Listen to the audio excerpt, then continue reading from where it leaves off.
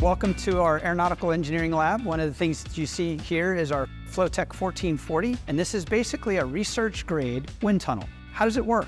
Well, the first thing is you've got your ambient air that goes through this structure right here.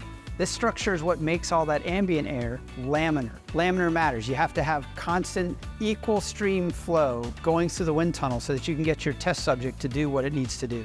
So as we move through, the laminar air gets compressed. It then enters the test cell. This test cell is a 36-inch by 12-inch by 12-inch test cell. We test all sorts of shapes, whether it's a wing, whether it's a car, whether it's a building. They're all things that interact with aerodynamic forces, and this gives us a way to model those interactions.